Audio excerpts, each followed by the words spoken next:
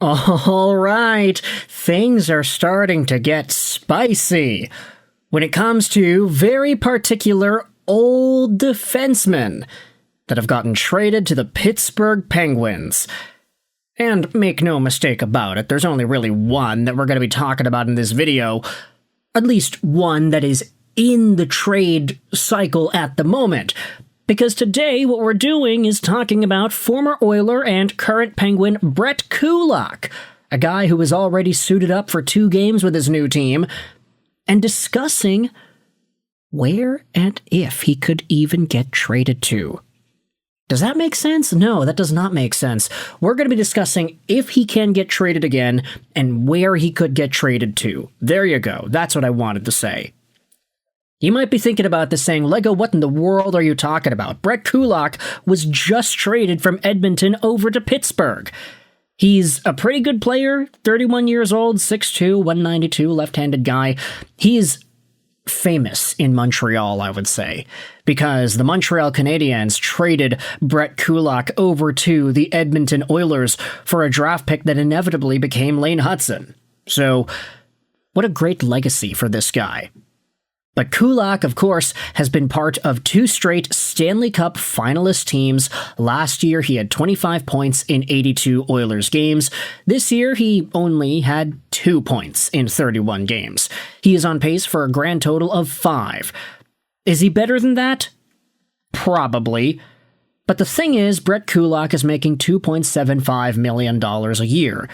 And it's already been heavily reported that the entire reason Kulak was traded to Pittsburgh wasn't because Edmonton doesn't like this guy. It's not that they don't mess with him no more. It's really just because the money going out wasn't sufficient enough. When you just sent Stuart Skinner over to Pittsburgh, you needed to add some extra funds, which is why Brett Kulak was attached in the deal. Keep in mind, Tristan Jarry had no salary retained by the Penguins.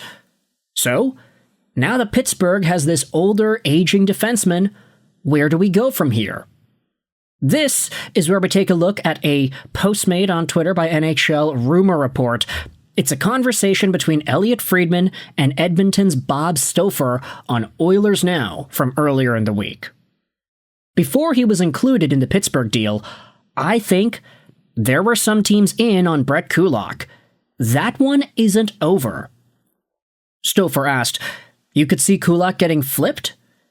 And Friedman said, "Yeah, they did that last year with Luke Schenn." Now, interesting piece of trivia here. Luke Schenn is 36 years old. Right-handed guy, 6'2", 225, also making $2.75 million a year. Yeah, the cap hits are exactly the same. Look at that, eh? But Luke Schenn, last season, started out as a Nashville Predator, and honestly I'd say he was a reasonably good Predator as well. He went over to that team after getting eliminated in the second round with the Maple Leafs. He signed on for the Preds and made the first round against Vancouver. Was a pretty notable force there before getting sent over to Winnipeg in 2024-2025. Except no, actually, he didn't. Because Luke Schenn was first sent over to the Pittsburgh Penguins in the Michael Bunting trade on March 5th, 2025. Schenn and Tommy Novak went over to Pittsburgh in exchange for Bunting and a draft pick. And then, literally the very next day, 2 days later, the Penguins traded Luke Schenn over to Winnipeg for a second and a fourth. So Luke Schenn was acquired in a package with Tommy Novak from Michael Bunting, and then he was immediately traded for a second and a fourth from the Winnipeg Jets. This is exactly what Friedman is talking about, that Luke Schenn got flipped last year. Therefore, you could assume that Brett Kulak could be flipped again this year. There was another reply saying, hey, I thought Schenn was flipped because he asked if the Penguins, if they could move him to a team that was going to be in the playoffs. The Pens actually wanted to keep Schenn. I mean, for Brett Kulak, you could assume that maybe the same argument could apply here. The guy's 31 years old, and he's coming off of back-to-back Stanley Cup Finals series. I don't think he would be happy staying in a team like Pittsburgh over the next few months. His contract does expire at the end of the year, too, so he could be prime rental material here. Which is why I wanted to take our focus over to this article on TradeRumours.me, NHLTradeRumours.me.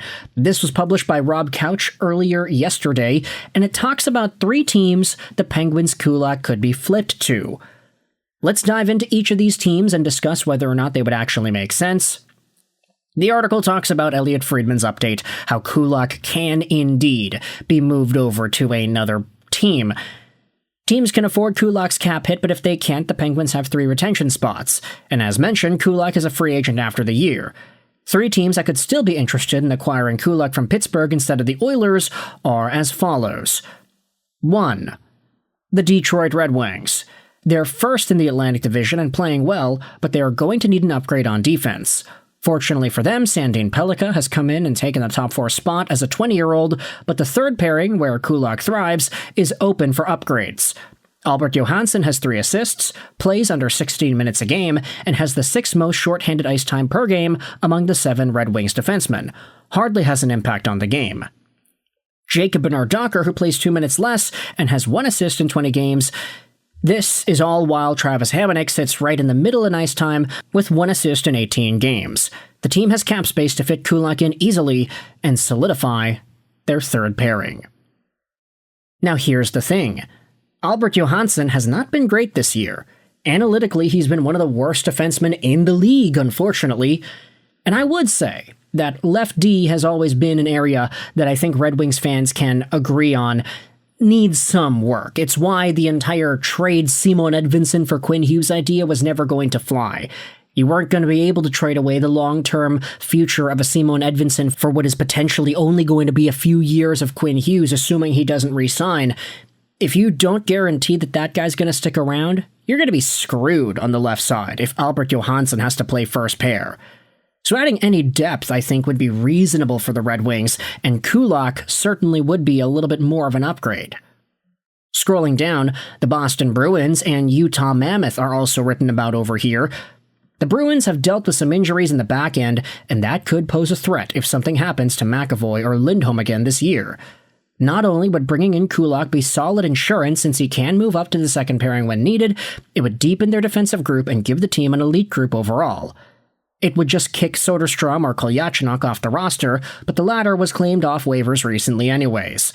The Bruins are in a battle for the top of the Atlantic Division, so they have reason to add and get better.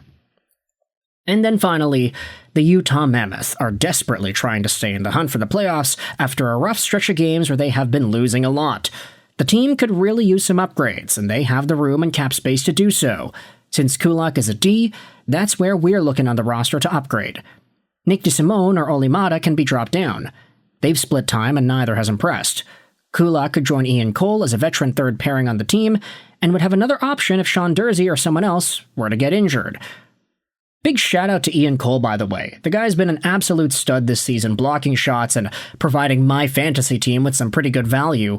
But Boston and Utah, 2 teams also being labeled as potential Kulak suitors, there is the entire idea that implies Kulak could get traded back over to Edmonton, assuming that team is willing to free up the money elsewhere and then open up this space to bring Kulak back. If the Penguins were to get the draft picks they wanted, I would totally assume that's a possibility.